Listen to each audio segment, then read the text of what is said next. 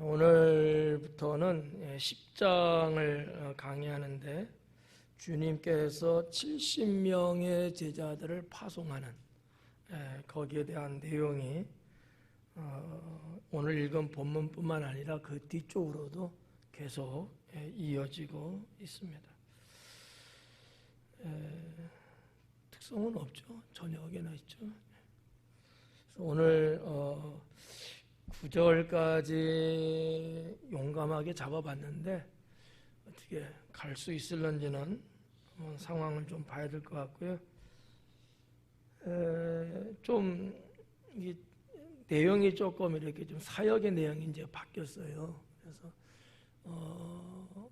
9장까지 봤던 예수님 사역의 상당한 그 활동적인 부분이 잠시 멈추고 예수님이 아니고 제자들의 사역의 활동적인 부분들을 누가는 기록을 하면서 오늘날 우리에게 주시는 그 의미나 메시지가 있다고 저는 개인적으로 믿습니다. 자, 1절부터 한번 보면 그 후에 주님께서 따로 70인을 세웠다 그래요. 그 후에 앞에 있었던 내용들이 있는데 9장에도 제자들을 파송하고 이런 쭉 있어 왔는데 이런 일들이 있은 후에 또 뭐 귀신을 쫓는 사건이라든지 이런 일들이 있은 후에 예수님께서 뭔가 이제 뜻하신 바 계획하신 것을 이행하시는 장면이 시작되는 것 같아요. 그게 뭐냐면 제자를 파송하는 문제입니다. 근데 여기 보니까 따로 그래요. 따로 예수님께서 원래 제자 12명 있잖아요. 그들 말고 별도의 70명을 세운 거죠. 학자들 간에는 뭐 70명이다, 72명이다, 뭐 이러한 아무 쓸데없는 이야기들을 서로 이렇게 하는 게 좀 있어요. 있는데 그냥 성경에서 말한 것처럼 70인이니까 우리는 70명 이렇게 보면 좋을 것 같고요. 이게 좀 더 오리지널적이고요.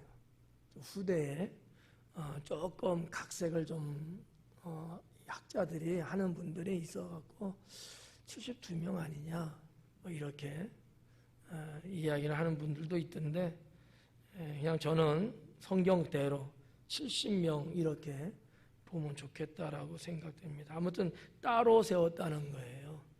근데 이제 왜 70명을 세웠을까? 숫자 70이잖아요. 여기에도 여러 학설들이 있어요. 또 성경적 근거를 갖고 하는 얘기니까. 근데 구약 시대 때 모세 시대 때로 거슬러 올라가야 되겠죠. 그때 장로가 70이었거든요. 꼭 그래서 그런지는 모르겠어요. 예수님께 이거 물어보진 않았는데 하여튼 뭐 우리가 좀 유대인들의 역사를 한번 보면 그래서 70명 아닌가 이렇게 이제 생각할 수 있고요. 그래서 이런 어떤 성경적인 뭐 근거라고 하면 근거고 그냥 아니면 아닌 거고 이런 건데 이렇게 70명 딱 이렇게 못을 받고 있습니다. 중요한 거는 뭐 몇 명이냐 이것보다는 거기에 파송받은 택함받은 자라는 자체가 중요하지 않을까 이렇게 봐주고요. 여러분 같으면 어때요? 예수님이 많은 사람들 중에서 나를 70명 안에 포함시켰다.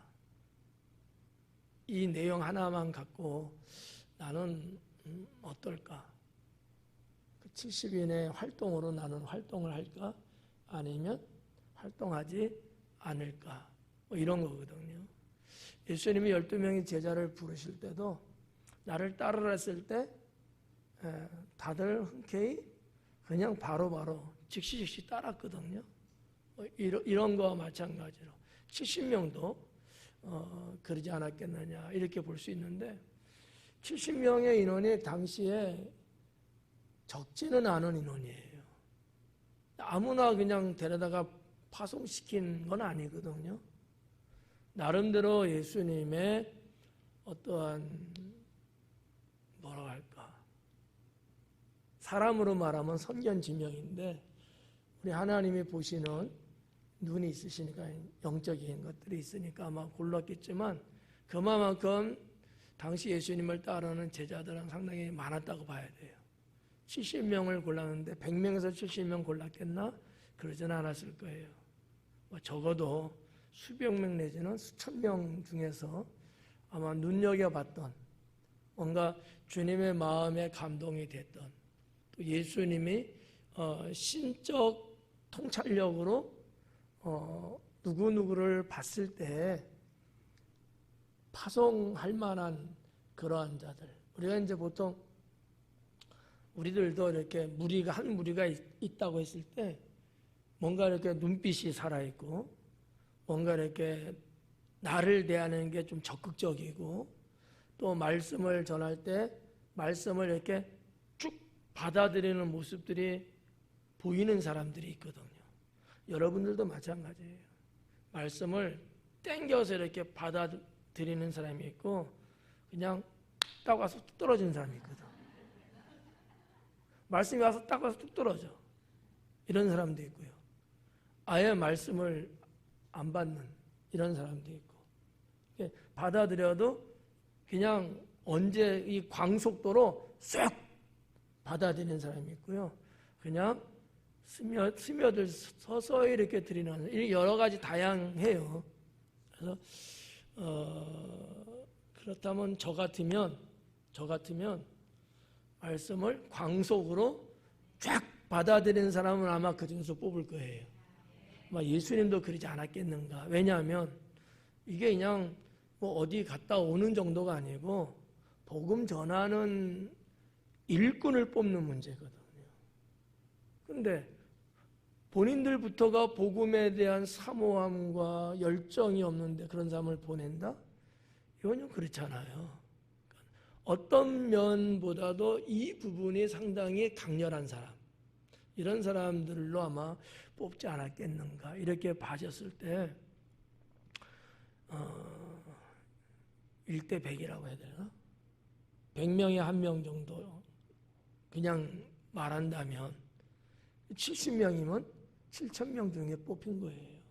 그러니까 예수님을 따르는 무리들이 많이 있었다는 것을 가정하에 그 중에서 주님이 뽑아내신 거죠. 그리고 그들을 이제 파송했는데 누가는 그거를 따로 70인을 세웠다 이렇게 표현했어요. 12명의 제자는 한 명도 섞이지 않았다는 거죠.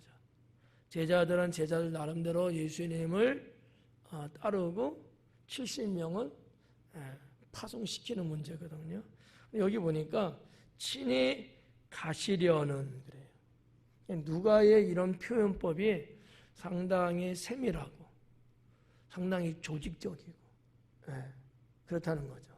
그냥 뽑아서 보냈다 이게 아니고 뽑은 것도 세밀했지만 어디를 보낼 것이라는 것도 그냥 무작정 랜덤으로 그냥 뺑뺑이 돌려서 어디 이게 아니라는 거예요. 예수님이 복음을 전하기 위해서 가시려고 하는 동네 그런 장소가 있었다는 거예요. 주님이 가시려는 동네와 각 처에 보냈다고 그랬거든요.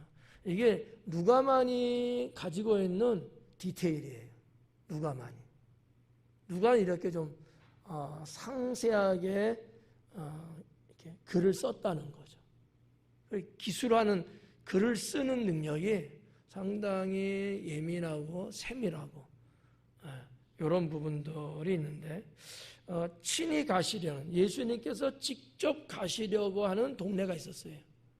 그 동네는 아니지만 그런 장소가 있었다는 거죠. 좀 더 확대한 이제 해석인데 각 동네와 각 처소 이거는 그냥 딱 정해져 있는 동네 이름이 있는 게 아니고 뭐 무슨 광야 이런 데 있잖아요. 유대 광야 이런 것처럼 그런 어떤 장소에 더 넓은 의미를 두고 있는 거죠. 근데 예수님이 꼭 저기를 가서 복음을 전해야 되겠다는 곳이 있었다는 사실이에요. 그거를 누가가 놓치지 않고 기록을 하고 있다라는 거죠. 그 장소가 동네와 각 지역으로 그래요. 각 동네와 각 지역으로. 야, 이 각 동네와 지역은 도대체 어디일까? 궁금하지 않죠? 궁금하지 않으면 나도 말할 필요가 없고. 왜냐하면 어디에도 그곳이 이곳이다 이런 데가 없어요. 근데 예수님의 전반적인 사역을 입체적으로 한번 이렇게 통찰을 해보면, 꿰뚫어 보고 연구를 해보면 제 생각에는 요단강이 이렇게 있지 않습니까? 서쪽은 이스라엘 가나안 땅이고요. 요단강에. 오른쪽은 지금의 요르단이에요. 동쪽 지역으로 갔을 것이다 라는 거죠. 보통 이제 우리 학자들은 트랜스 요르단 이렇게 표현하거든요. 요르단으로 움직이는, 갈 수 있는 그곳이 있어요. 그러니까 요르단 지역이에요. 이쪽에는 유대인들이 볼 때의 이방인이에요. 예수님이 어느 장소로 이동하는 데 있어서, 유대인들이 이동하는 데 있어서 부득이하게 필요한 길을 통과했을 뿐이지 거기에서 뭐 하고 그러지는 않았거든요. 근데 예수님은 이 땅에 복음을 전하기 오셨고 그 대상자는 만인이란 말이죠. 유대인만이 아니라는 거예요. 사마리아 사람도 그 외에 이방인도. 이거 제가 일부러 구분해서 말씀드리는 건데, 사마리아 사람 하면 갈릴리, 사마리아, 유대 여기만 말하는 거야. 가나안 땅 안에서 있는 중간지대, 여기가 사마리아예요. 다른 지역 이방, 그게 사마리아가 아니야. 잘 모르는 분들은 사마리아 하면 여기저기 다 사마리아 사람 이렇게 생각하는 분들도 있더라고. 그건 아니고 가나안 땅 안에 중간 지역 정도 되는 요것만 사마리아 사람이 거기만이에요. 나머지는 그냥 이민족, 그냥 이방인들이에요. 예수님의 복음의 장소는 거기까지 돼 있거든요. 그래서 이쪽은 갈릴리 지방을 중심으로 해서 사마리아도 아니고 또 예루살렘 유대 지역에서도 와서도 복음을 전하셨거든요. 그렇다고 보면은 뭐 거의 이렇게 그 기간 안에는 나름대로 왔다 갔다 하시면서 복음을 전하셨어요. 근데 아직 그러지 못한 지역이 있다라는 거죠. 그 지역이 두 군데라는 거예요. 아주 넓게 보면은 더 많이 있지만 그렇게 보지 않고 예수님의 사역의 전반적인 지역으로 봤을 때 딱 두 군데가 복음 전해지지 않은 지역이에요. 하나는 사마리아 땅, 하나는 이방인 땅인데 그 이방인 땅은 지금의 요르단, 요단강 동쪽 이쪽이라는 거죠.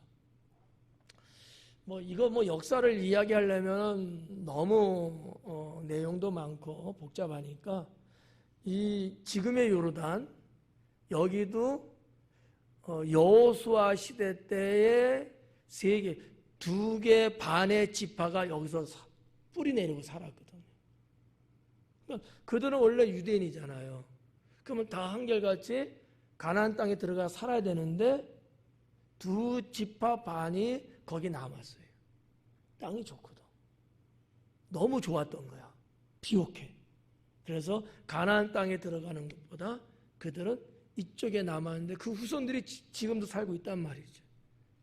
이게 예수님 파송하고 관련이 있는지 없는지는 모르겠지만 아무튼 그들은 다 지금의 이방인이에요. 이방인. 그러면 두 개 반 지파는 거기 살면서 지난주에 말씀드렸던 사마리아 사람의 이야기 해드렸잖아요. 예. 해드렸죠? 안 했어요? 했죠? 잘 모르시는 분이 있는 것 같아. 섞였다 그랬잖아요. 혼혈이니 사마리안이니 그랬잖아요. 여기도 어떻게 보면 원래 살고 있던 원주민들이 분명히 있었고 유대 백성 지파 두 개 반 지파 사람이 있으면서 여기도 분명히 혼혈이 여기 생겼을 거야. 그리고 그 후손들이 쭉 내려왔단 말이지. 다 뭐예요? 사마리아 사람과 같은, 사마리아는 아니지만 비슷한 유형의 사람들, 이방인이 살고 있는 거예요. 여기도 예수님이 복음을 전하려고 하지 않았겠는가 이렇게 볼 수 있는데, 그 근거 중에 하나가 뭐냐면 예수님이 사역을 하실 때도 특히 사역을 마치기 한 6개월 전부터 이쪽 지역을 오르내리고 하셨어요. 왜 하셨을까? 복음 전하는 거예요.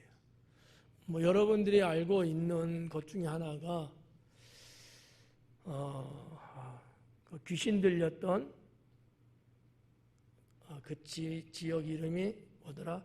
갈릴리 바다를 건너서 요단강 그쪽에 내리셨는데 귀신 들린 자를 만나서 귀신을 명하니까 돼지떼 속에 들어가서 빠졌잖아. 그게 갈릴리 호수예요.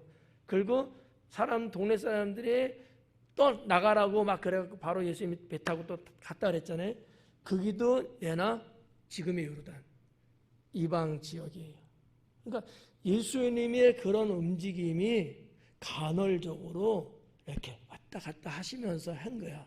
그러니까 어떻게 보면 복음 전하시기 위해서 접근했던 흔적들이 있다는 거죠.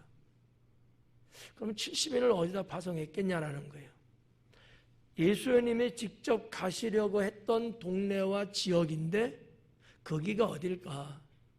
예수님의 이 의중에는 사마리아는 분명히 있어요. 요단강 동쪽 요르단 지역도 분명히 있다고 저는 봐요. 두 지역이 아니겠냐 이렇게 보는 거죠. 지난 시간에 우리가 내려가려는데 사마리 사람이 거부했다 그랬잖아요. 그런 시도도 어떻게 보면 예수님이 복음 전하고자 했던 지역 중에 하나일 거다 이렇게 볼 수 있다는 거죠. 이 1절에서 그런 부분들을 우리가 좀 찾아볼 수 있다. 뭐 여러분들 성도님들이 뭐 이런 부분까지 뭐 알 수도 없고 알려고 하지도 않지. 그렇지만 강해니까 그렇구나. 예수님의 복음이 이렇게 가나안 땅을 지역으로 했지만 이렇게 이방 나라 하나님으로부터 벗어난 이런 민족들에게도 복음을 전하시려고 하는 게 있었구나라는 것을 여러분이 알고 계시면 좋겠다. 그 중에서 특히 중요한 단어는 친히 가시려는이라는 단어예요. 이게 별거 아닌 것 같고 그냥 뭐 휴지통으로 그냥 버릴 수 있는 것 같을지 몰라도 성경을 연구하는 목사의 관점에서는 아주 중요한 거다라는 거죠. 예수님이 직접 가시려고 하는 곳이 있었다는 거. 이게 아주 중요한 거예요. 왜? 구원의 필요성을 언급한 거거든요. 저기는 구원시켜야 되겠다는 거. 그러면 이게 이 땅에 오신 예수님이 갖고 있는 그런 걸까? 아니면 오리지널적으로 하나님께서 온 인류를 구원하는 데 있어서 유대 백성, 하나님의 택함 받은 아브라함의 후손의 어느 일부분들도 다 함께 구원받기를 원하셨을까? 뭐 이런 등등으로 하나님의 구원 계획, 섭리라는 것들을 좀 이렇게 연구해 보면 아주 중요한 내용이 아닐까라는 거죠. 주님은 지금 아마 내 식구나 구원시켜라 그러는지도 몰라. 여러분의 식구들. 그게 가장 중요하게 여길 수도 있어요. 그렇지 않아요? 네. 그러니까 이런 걸 보면서 주님은 내 삶의 현장 어디에 오셔서 복음을 전하고 싶어 하실까? 이런 부분 한번 생각할 필요가 있다는 거지. 그렇잖아요? 내가 믿고 내가 뭐 어쩌고저쩌고 하는데 내가 손대지 못하고 있는 부분, 그런 사람들, 그런 지역들 있을까 없을까요? 있죠. 주님은 거기에 복음이 들어가기를 원하시잖아요. 그래서 때로는 그러면 내가 해야 됨에 불구하고, 즉 예수님이 해야 됨에 불구하고 예수님이 안 가시고 70인 파송한 것처럼 누군가 분명히 나하고 연결되어 있는 거기를 분명히 누군가를 통해서 터치하실 수 있다라고 하는 것도 봐야 돼요. 그렇다면 그분들은 내 생에 있어서 아주 중요한 분들이 되겠죠. 이거 이렇게까지 하면 너무 시간이 많이 와서 1절하고 끝내야 될 것 같아요. 근데 복음사적으로는 그런 부분들을 우리 성도들이 신앙생활하면서 절절하게 느끼셔야 돼요. 우리 집에 복음을 전하는 분, 또 아직 주님을 모르고 믿지 않고 사는 내 가족이나 등등의 사람들하고 밀접한 관계를 맺고 있는데 믿음의 사람, 이들에 대해서 나는 상당히 호감을 갖고 호의적으로 그분들을 대해야 된다라고 하는 거죠. 영혼을 구원시키는 문제거든요. 이 정도만 할게요. 2절에 이르시되 추수할 것은 많되 일꾼이 적으니. 요거 안 했네. 둘씩 앞서 보내시며. 지난번에도 제자들 파송할 때도 둘씩 짝져서 보냈거든요. 이게 유대인들의 관습이에요.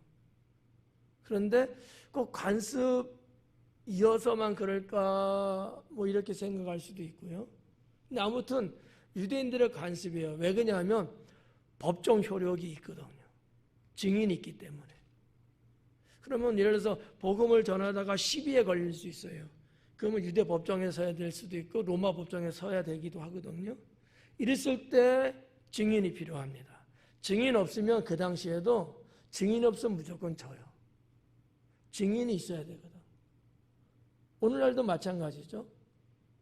증인이 있어야 돼요. 아니면 증거물이 있든지 뭔가 이렇게 내가 죄가 없다는 것을 누군가 무엇인가는 보증해 줄 수 있는 게 있어야지만 법정에서 이길 수 있거든요. 그러니까 유대인들도 철저하게 법정주의라고 해야 되나? 법을 중시 여기는 민족이고요.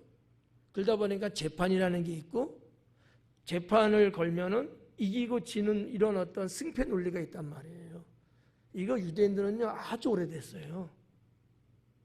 이게 어떻게 보면 뭐라고 표현해야 되나? 정착이라는 단어를 써야 되나?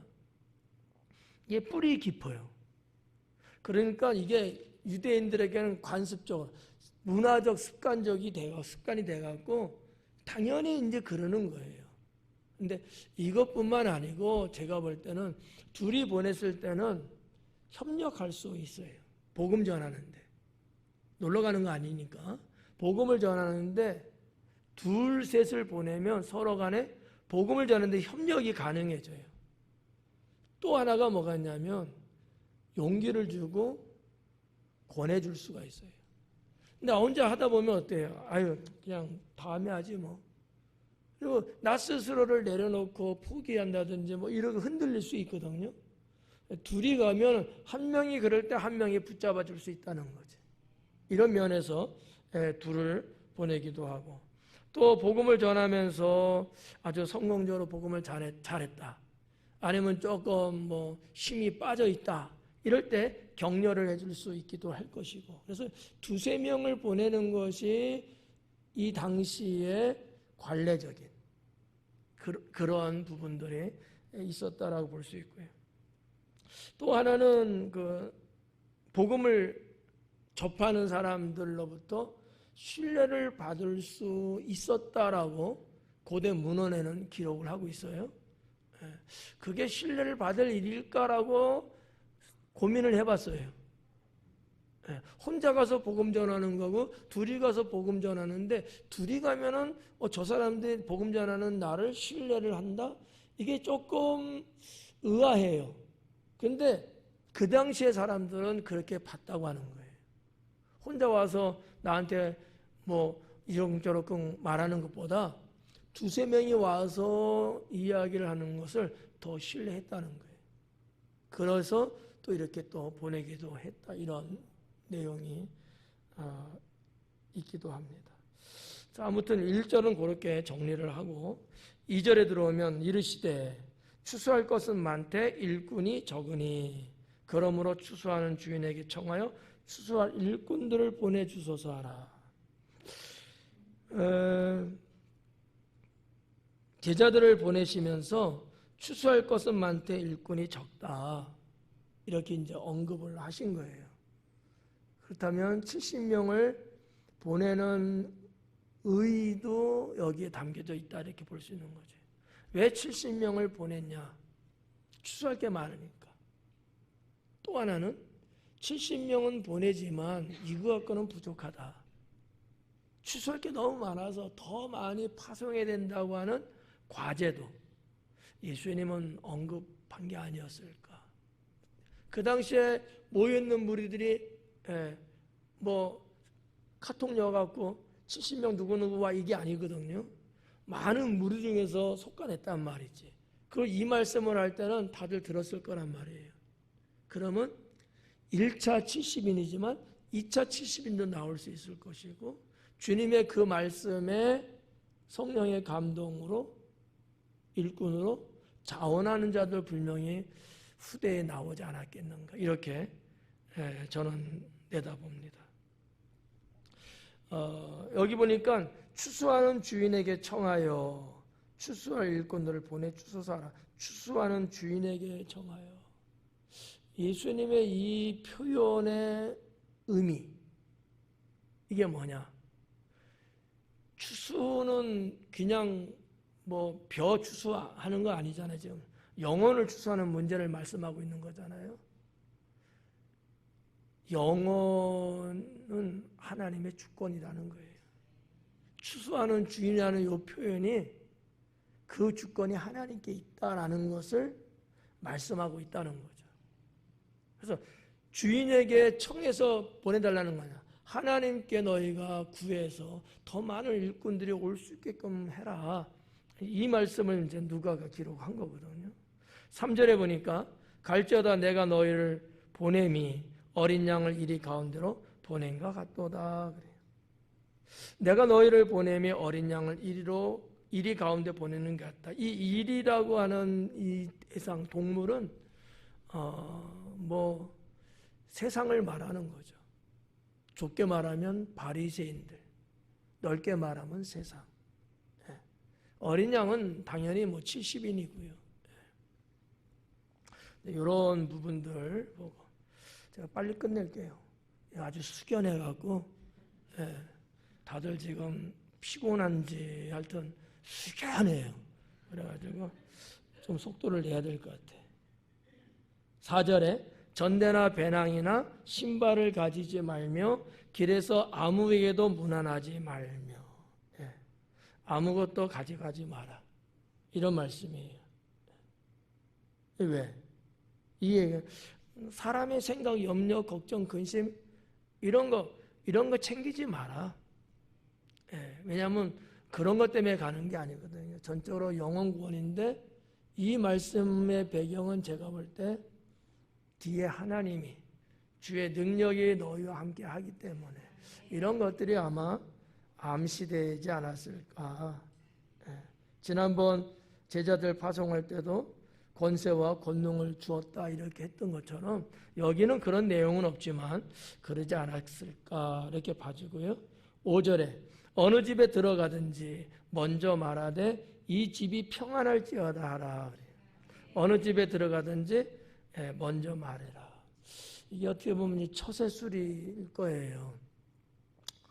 유대인들은 뭐 그러기는 하겠지만 예수님이 특별히 당부한 내용인데 어느 집에 가든지 먼저 말해라. 먼저 말해라. 그러니까 신분을 노출시키는 거예요. 근데 이제 이런 어떤 친절성, 상대방의 경계를 내려놓을 수 있게끔 할 수 있는 거거든요. 그냥 불쑥 얼굴만 디미면 깜짝 놀라죠. 근데 먼저 이야기를 하는 거예요. 그래서 평안할지어다. 뭐 이렇게 인사 안부를 물으면서 들어가면은 아마 경계가 아마 내려가겠죠. 그래서 이제 어떤 뭐 복음 전하는 자들은 누구를 만나든지 친절해야 된다. 좀 한국적으로 말하면 상냥해야 된다. 뭐 이런 것들을 우리가 볼 수 있고, 또 내가 먼저 인사한다는 건 뭐예요? 공손한 거거든요. 예. 내가 절대로 먼저 인사 안 해. 이런 사람도 있더라고. 상대방이 먼저 인사하면 그때서 하는가? 이거는요, 인사 받겠다는 사람이거든. 이런 사람은 하나님 나라에 합당하지 않아요. 인간관계도 이런 사람은요, 퇴출됩니다. 사람들이 싫어해요. 늘 내가 받으려고 하는 거잖아. 우리 그리스도인들은 내가 먼저 공손하게, 친절하게 내가 먼저 인사하려고 하는 거. 그 예수님의 그 사역하시면서 기록한 거 보면 회당에 높은 자리에 앉아있던 당시에 바리새인들, 왜 거기 앉았어요? 들어온 사람한테 인사받으려고 한 거예요. 예수님은 이것을 지적하시고 책망했거든요. 그래서 그 도시들이 하나님의 심판으로 멸망했어요. 그 중에 하나가 고라신이에요. 지금도 고라신에 가면은 그 석상이 있어요. 이렇게 높은 돌로 만든 건 높이 이렇게 해서 거기 딱 앉아서 인사받는 그게 있어요. 몰라, 치웠나 지금? 제가 갈 때마다 있었어요. 있을 거야 아마. 그런 거예요. 그러니까 우리가 어느 집에 가든지 누구를 만나든지 내가 먼저, 보는 사람이 먼저 인사라고 제가 말씀드렸잖아요. 내가 먼저 보면 내가 하는 거야. 내가 못 봤어. 내 등에서 뭔 소리가 들려. 목사님 안녕하세요. 보니까 집사님이네. 예, 안녕하세요. 이러는 어쩔 수 없지만 내가 먼저 봤으면 집사님 안녕하세요. 이렇게 하는 것이 과히 성경적이다 라는 거죠. 제자들을 파송하면서 예수님이 이런 것까지도 언급했다는 얘기는 아마 당시에 예수님 복음 전하는 것에 대해서 유대인들이나 주변의 이방인들의 거부감이 분명히 컸을 거다라는 거죠. 그렇게 내다볼 수 있어요. 왜냐하면 다 무조건 호의적이었으면 굳이 이렇게 친절하고 공손하고 상냥하지 않아도 별 큰 문제는 없었을 거예요. 그런데 배척하는 것들이 꽤 있었을까? 예수님도 실질적으로 체험을 했거든요. 그래서 아마 복음을 전하는 데 있어서 제일 먼저 사람들의 마음을 열게 하는 것을 예수님이 이렇게 이야기해 줄 정도면 제가 볼 때 부딪힘이 당시에 크지 않았을까 이렇게 내다보는 거고, 그것을 더 직접적으로 언급한 게 이리 가운데 보낸 것 같다라는 표현이에요. 이리는 맹수잖아요. 동물을 잡아먹는 짐승이거든요. 이마만큼 위험하고 죽을 수도 있고, 아주 호의적이고 웰컴 환영합니다 이런 상황이 아닌 거예요. 반대하고 배척하고 어떻게 하면은 붙잡아서 감옥에 집어넣고 이르려고 하는 무리가 상당히 있는 상황에 70인을 보내는 문제다 보니까 이런 부분들. 저도 중국 선교 다닐 때 시골 동네를 가는데 시골마다 다 공안이 있단 말이에요. 경찰서가 다 있잖아요. 한국말로 말하면. 그런데 한족 교회들인데 가정교회라고 그냥 해야 되겠죠. 한족이지만 그 교회 지도자나 그 교회 다니는 성도님들이 동네에서 아주 잘하고 살면 저 같은 사람이 가서 복음 전해도 공안에서 안 와요. 이미 알아. 정보는 있어. 동네 사람들이 밀고를 안 한단 말이지. 서로 사이가 좋고 돈이 되니까 밀고를 안 해요. 그러면 공안이 안 옵니다. 근데 사이가 안 좋아. 아우 시끄러워. 저것들 뭐 하는 거야? 예수행이네? 그 밀고를 하면 공안은 바로 와요. 저도 몇 번 도망 다니고 뛰어내리고 야밤도주하고 막 이랬거든요. 비슷한 거 어떻게 보면 이 복음의 환경이 지금 그런 거예요. 여기도. 그러니까 예수님 당시에 복음 전하는 게 그렇게 수월하지는 않았습니다. 항상 대적이 있었고 반대파가 있었고 어떻게 하면 복음 전하는 사람 꼬투리 잡고 붙잡아다 감옥에 쳐넣으려고 하는 이러한 세력 무리들이 도초에 있었기 때문에. 왜? 예전에 한번 말씀드렸어요. 그들은 불안한 거야. 자기의 자리, 자기의 이권, 이런 게 불안한 거야. 여러분, 공산국가, 사회주의 국가가 왜 기독교 싫어하는 줄 알아요? 인권을 말하고, 생명을 말하고, 자유를 말하고, 언론을 말하고, 기독교에서 싫지. 그러니까 기독교를 탄압하고 아예 발붙이지 못하도록 하는 게 공산국가, 사회주의 국가였거든요. 민주국가는 안 하죠. 그러지 않죠. 이런 부분들이 어떻게 보면 좀 비슷합니다.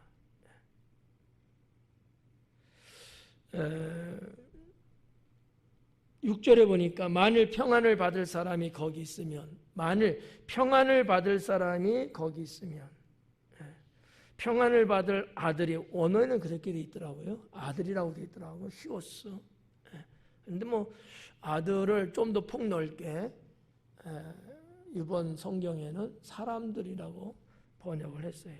평안을 받을 사람이 거기 있으면 너희의 평안이 그에게로 머물 것이고, 평안할지어다 이렇게 말했을 때 그거를 받아들이는 사람, 다시 말해서 이 전도자들을 영접하는 사람이라면 하나님의 평안이 그에게 임한다는 거죠. 상당히 중요한 의미예요. 무슨 얘기냐면 두 가지인데, 말에 권세가 있다는 거 하나, 또 주의 이름으로 하면은 하나님이 그 부분을 이행하신다는 것 하나. 두 가지 의미가 상당히 커요. 그러니까 우리들이 믿음의 사람들이 말하는 게 얼마나 중요하냐라는 거예요. 여러분이 만약에 누구가 미워하고 막 저주성 발언을 막 했다. 그것도 이루어질 수 있어요. 그러나 하나님 보시기에는 옳지 않은 거죠. 그거로 인해서 그렇게 말한 나도 하나님께 심판받아요. 그러니까 어쨌든 말의 권세가 중요하다는 거. 그리고 믿음의 사람이 한 그 말은 하나님이 책임지신다라는 거. 이 두 가지를 우리가 생각해 볼 수 있어요. 그래서 우리 믿음의 사람들은 말할 때 언제나 조심하고 신중하게 단어 선택해야 합니다. 네. 아무 말이나 그냥 생각나는 대로, 아니야, 생각나지도 않는 말도 막 던지는 사람들이 있어. 감정에 복받치면 너무 위험한 거예요. 이거는 이렇게 두부 자르는 칼보다 무서운 칼이죠. 영혼을 죽이는 문제거든요.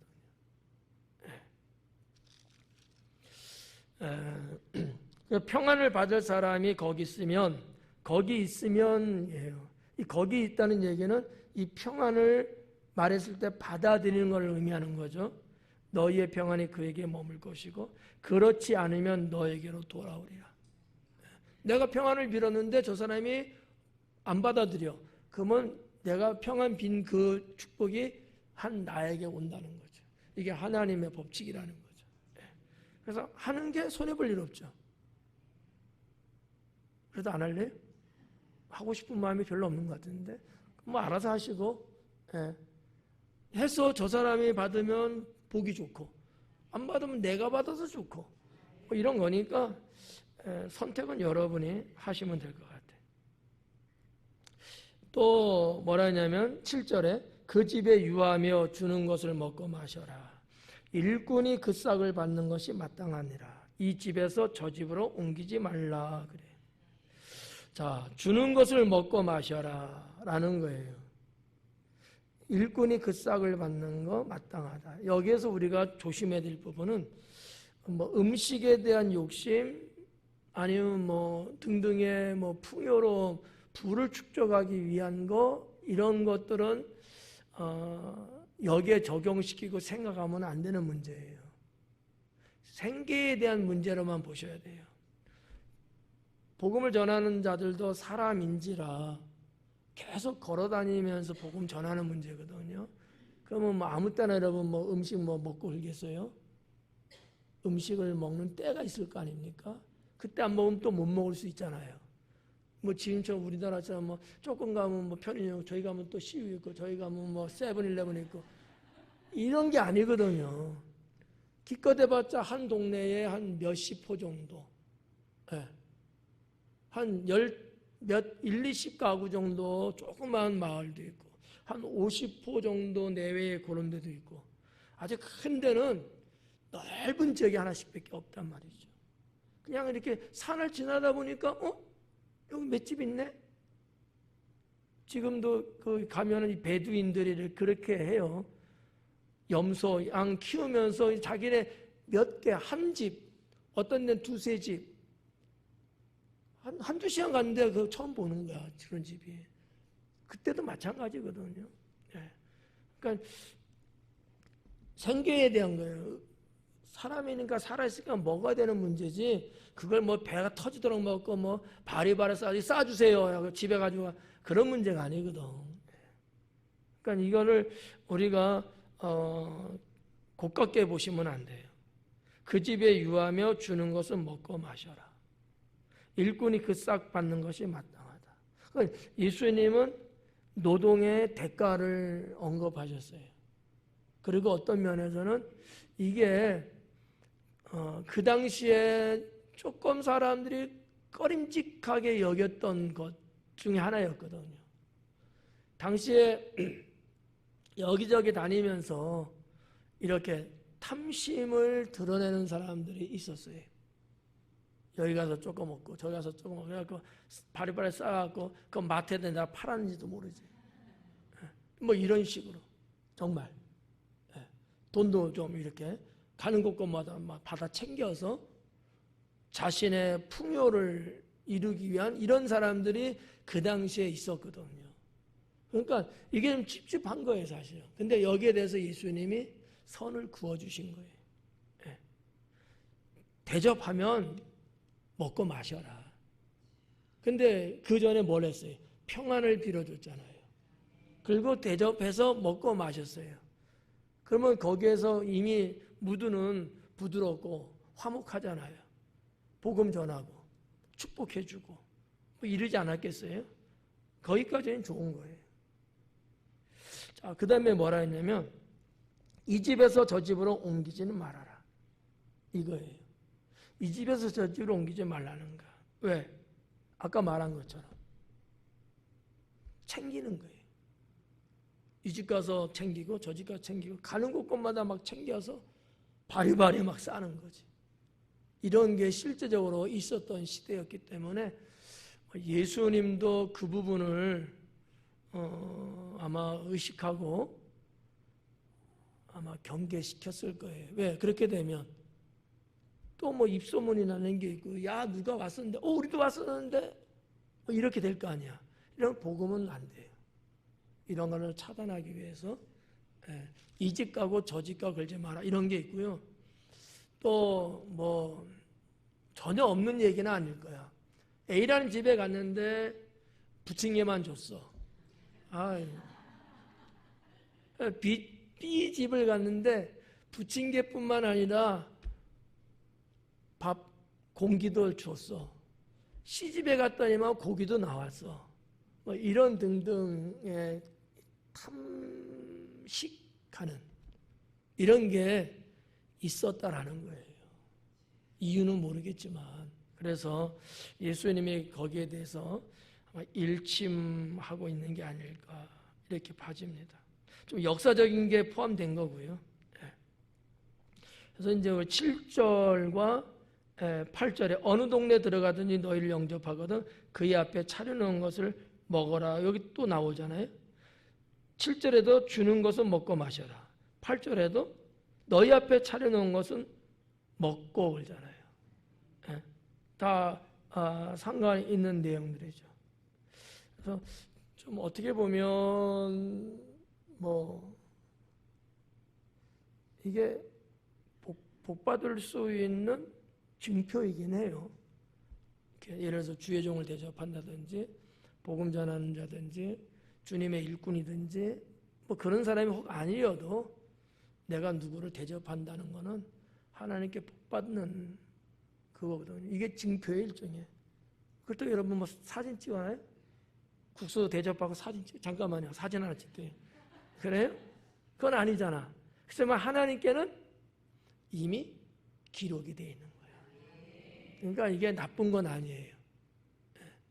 옛날에는 뭐 성도님들 가정에 뭐 신방도 가고 그냥 들리기도 하고 이런 것들이 좀 많이 있었어요. 요즘은 그게 어려워. 왜? 싫어해. 부담스러워해, 오는 거를. 그래서 이제 안 가게 되고 안 가게 되고 이렇게 되고 이제는 가게 되면 대신방 때나 가고 그냥 대신방조차도 싫어해요. 시대가.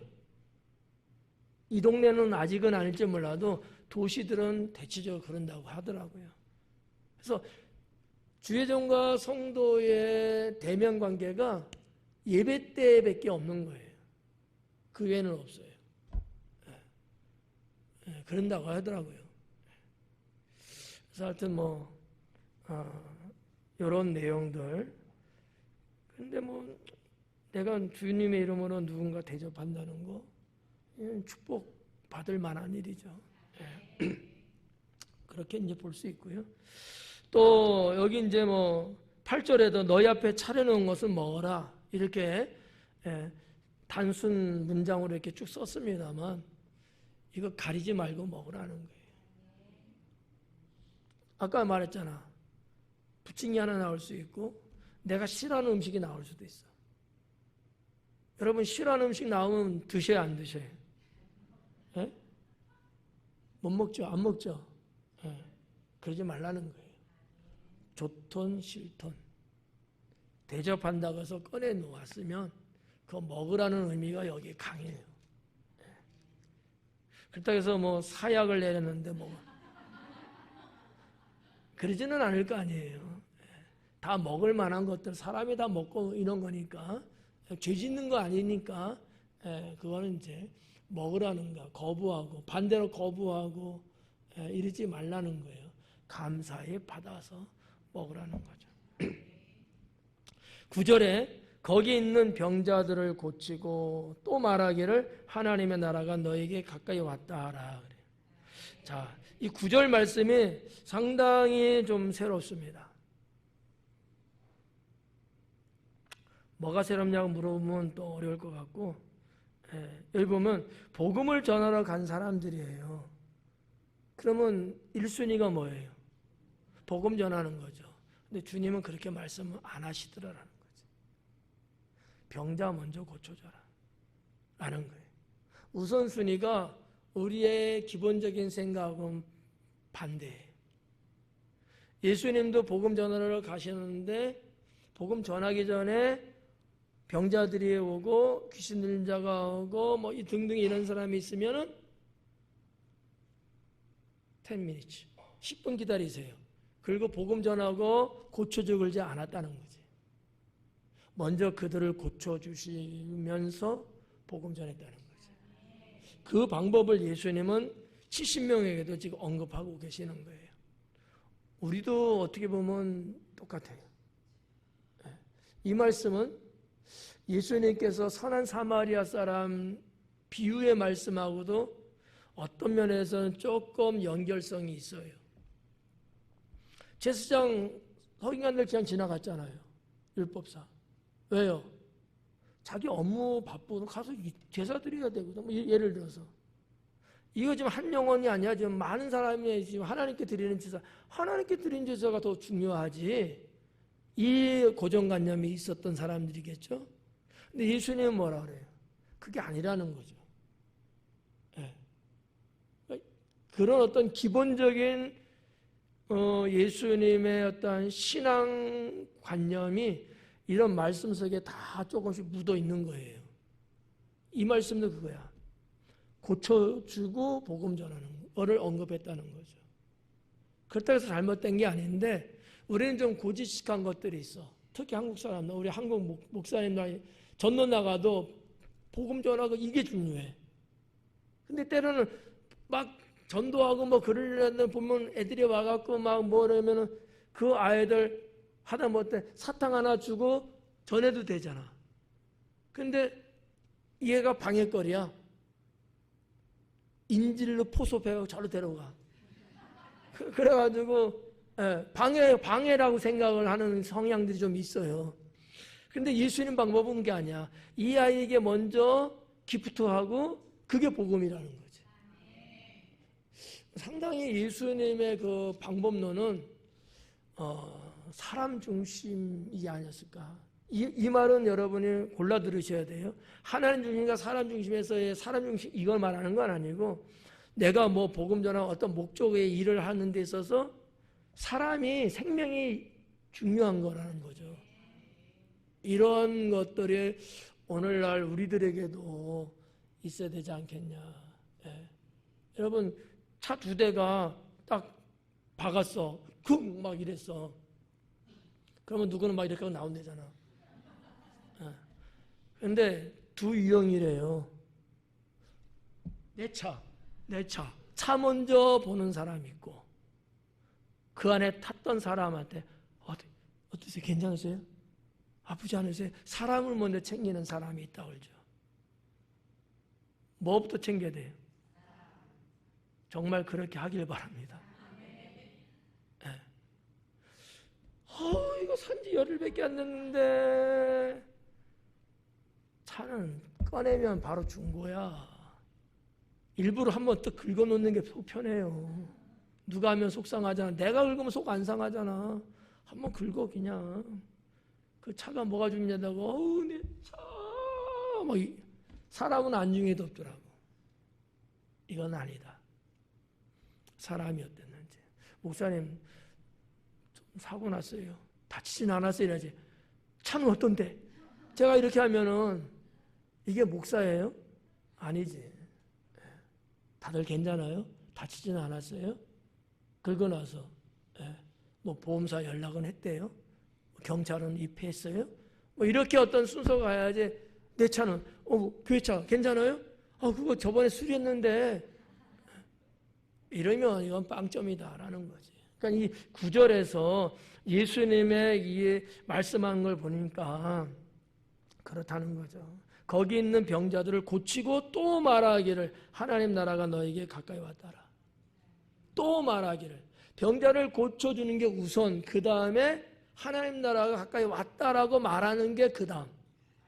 벌써 딱 잡혔죠. 이르라는 거예요. 왜? 하나님 나라가 덜 중요해서요? 아니죠. 복음을 받아들이는 사람의 심령을, 영혼을 열어야 되니까. 이런 주님의 어떤 방법론이 현대사회의 전도론에 제대로 반영이 돼야 되지 않겠는가. 그래서 옛날 우리 선교사님들도 한국 땅에 들어오셔서 복음 전하기도 하셨지만 가난한 사람 먹을 거 주고 아픈 사람 고쳐주고 못 배운 사람 가르쳐주고 이런 일을 적극적으로 하심으로 인해서 이 한반도의 사람들이 마음이 열리기 시작한 거예요.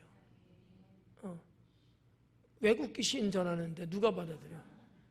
그렇게 말했고 외국 귀신, 서양 귀신이라 그랬으니까. 하여튼 뭐 그런 내용들. 9절 마지막 부분에 하나님의 나라가 너에게 가까이 왔다 하라. 벌써 12시네. 더 일찍 끝내려고 했는데.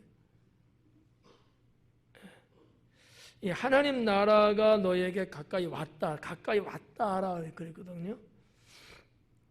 너무 신학적인 거라 깊이 다루기는 그렇고 여기서 하나님 나라 임재에 대한 부분 한 3가지 정도를 보면 일단 예수님이 하나님 나라예요. 제가 거듭 말씀드렸죠. 주님이 이 땅에 오심으로 하나님 나라는 임했다. 이게 이제 기본적인 거고요. 두 번째는 성령님께서 이 땅에 오시는 것이 곧 하나님 나라가 임한 겁니다. 예수님은 말씀, 진리로 이 땅에 오신 거고요. 성령님은 영으로, 하나님의 영, 능력으로 오신 거예요. 근데 성령님이 오셔서 하는 일이 뭐냐? 예수님은 복음을 전하시고 사람들의 심령에 씨를 뿌렸다고 본다면 성령님은 그 영혼들을 거듭나게 하신 거예요. 어떻게 진짜 하나님 나라가 이루어지게 하는 그런 어떤 거, 좀 조심스러운데 신학적인 거는 예수님은 씨를 뿌리시고 텃밭을 만들었다면 성령님은 그거를 근거로 해서 완전히 사람을 변화시키는, 거듭나게 하고 개조시키는 이런 일을 하면서 이 심령에 말씀이 들어옴으로 하나님 나라는 됐지만 이게 그렇게 막 드러나지는 않아요. 성령을 받게 되면 내 속사람부터가 뒤집어지고 바뀌거든. 이게 이제 성령님을 통한 하나님 나라 임재.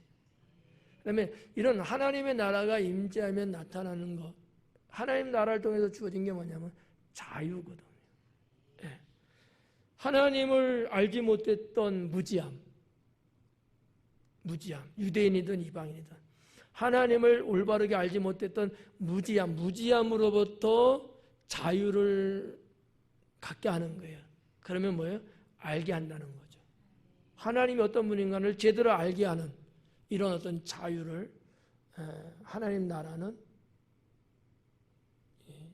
준다고 표현했나? 가질 수 있도록 했다라고 하는 거고요. 또 하나는 죄악으로부터의 자유. 죄악. 하나님 나라가 내 안에 임하면 죄악으로부터 자유해지기 시작합니다. 그전에는 죄악으로도 자유하지 못해요. 죄악에 끌면 끌는 대로 가야 돼요. 유혹하면 유혹한 대로 당해야 되거든요.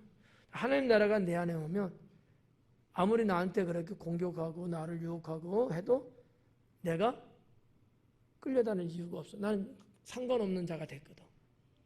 죄악으로부터 자유. 또 하나는 억압으로부터 자유예요. 자꾸 사망 권세가 짓누르고 사탄이 자꾸 자기의 권능으로 우리의 영혼을 자꾸 짓밟거든요. 억압당한단 말이에요. 여러분 기계 중에 공업용 기계입니다만 프레스라는 기계가 있어요. 짓 누르는 거거든요. 압축시키는 거야. 꼼짝할 수 있어요? 실례로 잠자다가 가해 들렸다잖아요. 그 눌리는 거 아니야. 포로된 거거든요. 근데 하나님 나라가 임한 자는 그게 없죠.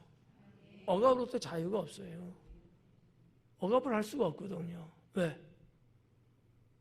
나는 하나님 자녀가 됐는데 이제는 전에는 사탄의 자녀, 사탄의 하수인으로서 끈이 연결된 이게 끊어지고 나는 완전히 이제 자유가 돼갖고 억압을 안 받거든요. 이런 부분들. 그래서 하나님 나라가 임재하는 것이 예수님을 통해서 하나님 나라에 임했는데 말씀 진리로 성령님을 통해서 하나님 나라가 임재했는데 그 영혼을 거듭나게 하시는 거로. 그리고 이 모든 것들은 우리로 하여금 자유케 하기 위해서 하나님 나라가 왔어요. 오늘 여기까지 말씀드립니다. 기도합니다.